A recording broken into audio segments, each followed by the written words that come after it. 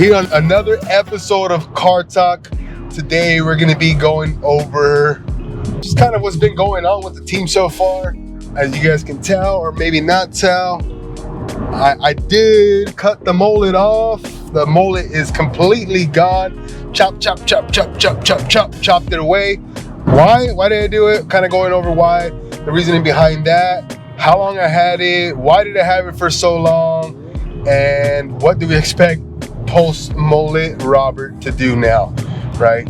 May not be the most interesting conversation, but in my opinion, it is important of why we're doing what we're doing. And I think there's always some value that we can take away from these conversations that we're having. So one of the biggest pieces here is cutting it off. There's been a lot of changes that we've been implementing in our business, right? And it's helping. We've made a few pivots here and there, and we've been able to capitalize on those pivots. And one thing that's really, really interesting is as you're making pivots in your business, in life, right, there's always going to be something that comes up. And one of my coaches recently, he said something that kind of stuck with me. He said, stuff's going to happen and you're going to make decisions, or there's going to be something that happens in your life that's going to change or alter what's going on around you. He goes, but you can't let it break you. You have to allow those scenarios, situations, whatever it may be, they can't break you, right? Unless you get like major injury or something that's like catastrophic, right? That stuff does happen. But the mistakes you make, if you get it right 75% of the time, you're gonna be okay, right? So the 25% that you get it wrong, you just can't let it break you. And that stuck with me, and it's like, yeah, like I don't get it right all the time. I don't get it right. I get it right maybe 50% of the time. And even then, it's kind of something that's like, well, we always kind of just figure out as we go. So we've been making these pivots in our business. And so one thing that we've seen the fruit of is we're attracting more listings, which is great, right? We're attracting more listings that are coming our way. People are wanting to work with us. And it all came from a small pivot of talking more about listing homes. And we talk about how we can help you go from an older home to a brand new home. And we put it out there as a message, and it's helping, right? Because you attract whatever you put out there. So with that being said, we've made that pivot, and it's been tremendous for our business. At one point we had about 14 listings either active, pending, coming soon. Like that means signed contract and everything. Right now, I think 5 of those have closed already, but we have 4 active. We have Riverside, we have Hemet, we have, this is active, Pico Rivera, which should be going into contract today. We have Buena Park. And then we have coming soon, so that's already 4 that are actually active right now. We have Temecula that's on hold, should be coming back active at the end, so that's 5 right there. And then we have our coming soon, which is going to be San Bernardino, which we just filmed today. We're filming Winchester today, which I'm on my way to do so right now. And then we have Rialto coming up. That one's getting painted right now. And then I know as far as contracts executed, we have La Mirada coming up. So that's another 4 right there. So we have about 9, and then we're going back and forth with people about selling their home, and that's probably like around 10 clients that we're going back and forth with at the moment, but that's what we've been able to attract. So making these pivots is helping us with our business because we're attracting more people that we like, and we've been able to break down exactly the type of client that we're looking for and that we want to attract. And a lot of people, they just throw stuff at the wall and see if it sticks, and we don't want to operate that way anymore. We've operated like that for a long time, but now it's time to pivot and audit our business. So we've been talking about this a lot, and just getting it right, getting it down, holding up our standards as a team. And then we have Moreno Valley. So that's a 10th one I forgot, so I'm gonna throw it back in there. So we have 10 going back and forth, and talking about 10 other people, but these are executed, coming soon, or active right now. So one thing to consider, right, is we've had to make these changes, and we've been throwing stuff at the wall, seeing if it sticks for a long time. And more recently, I joined the mastermind. I've gotten going. I've been getting better at auditing our business, auditing my life really, and now we're getting really, really serious about our finances, about how we're spending the money. Right now, we're still spending a lot of money on support. We don't spend money on ads and all that because we don't do that. Everything's organic that we do, but we're spending a lot of money on support right now. It's like, okay, well, now we got to start making sense of what we're spending, right? We're spending X amount on VAs, ISAs.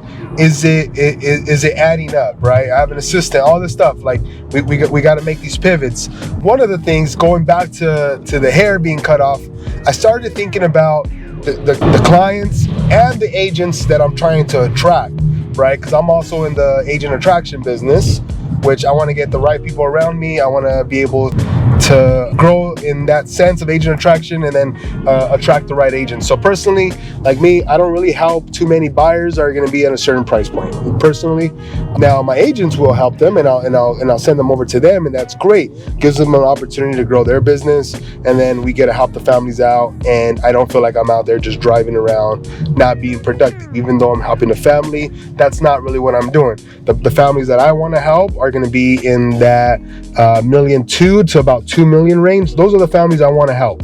Why? Because my time now is worth a little bit more than it was before. So going out with a buyer that's $500,000, and I still will if they're like super close family or they're just referred, and I'll still do it. But my time's worth a little bit more now, where it only makes sense to go out with either listings or those buyers are going to be on the higher end. And even then, some of those buyers, I just handed over a buyer at 1.1 million that's pre-approved, ready to go. They're from San Diego, coming this way. I handed that one over because, again, I want to utilize my time the best way I can, and that's auditing my time. It's like, do I really want to focus on working with the buyer, or should I just focus more on listings and the right agents? So typically the people that we work with, I've been able to show up to these listings with a hat on, with my hair flared out, and I've been able to get them. But as I start approaching higher price points, more listings, I know people are looking at me in a certain way, and I've always wanted to operate on, hey, I want to do business my way, and that's okay. We're going to continue to do that, but we got to be able to put out, what we want to attract. So if I want to attract these higher level clients or whatever it may be, I got to look the part too. And I still haven't dressed differently yet, and I think that might be coming soon, but I do want to attract those clients. So it's one thing that I've been thinking about, right? My hair, I've been growing it out for 2 years, and I like my hair.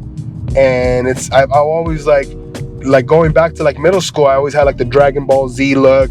And yeah, now I'm like, my hair's receding, but I still have a decent amount on top. Like, it's not all gone. It's still there. I think it might hold on for a while. This might be gone, and that's okay. I'm okay with that because I think I'm going to hold on to it. That's what I'm praying for, please, because I love my hair, right? That's one thing that I always like to mess with. I had the mohawk. I've had it like, I had the frosted tips. I had the bangs that were just right here. So I did all this with my hair.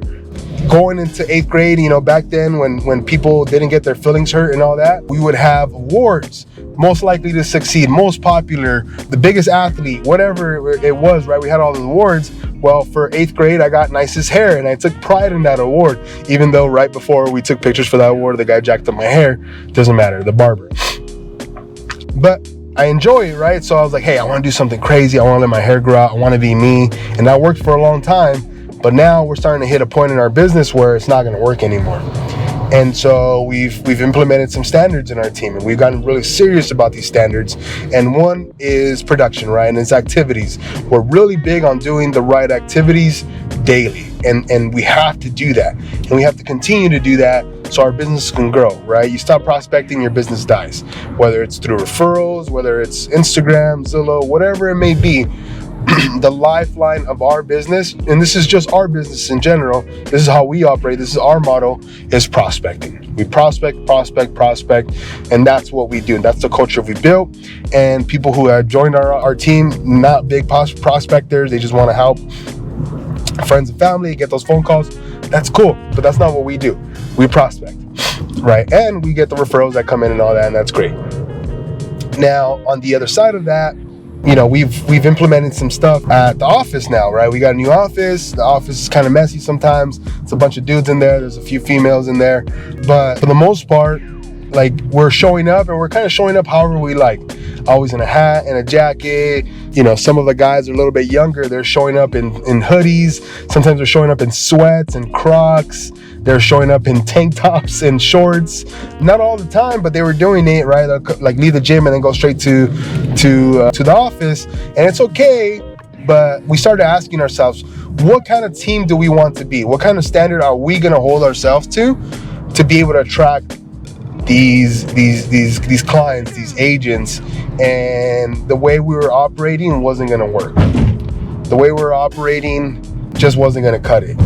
And we realized this, and some of the guys, like, we have one of our biggest closers. He's been telling us for quite a bit. We didn't want to listen. We always want to operate the way we want to operate.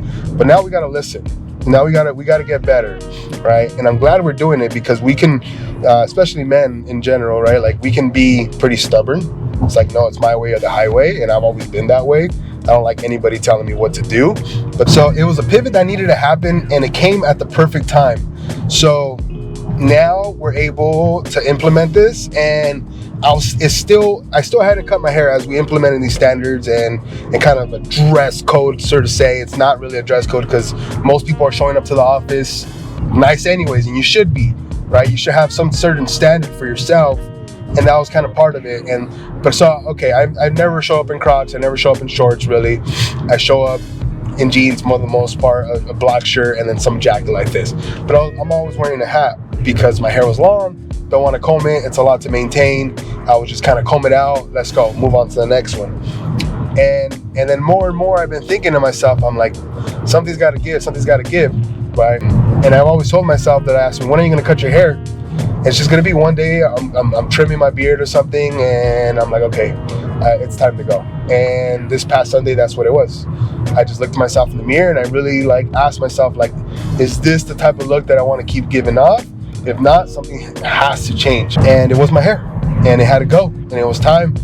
And I don't feel anything about it. I'm not sad about it. I'm not like, oh my gosh, I should have thought about that. It was 2 years, literally from bald to where it was at. And you guys seen it would go crazy. And I'll look at myself, and I'm like, okay, yeah, something definitely has to change.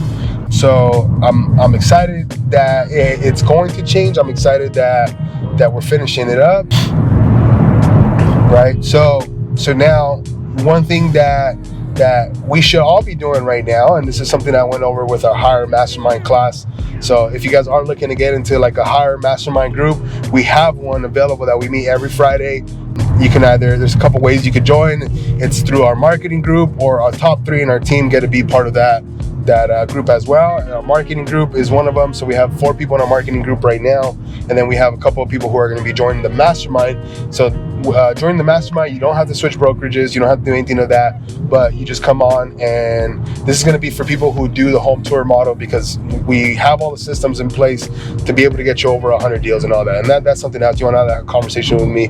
Cool, have that conversation with me.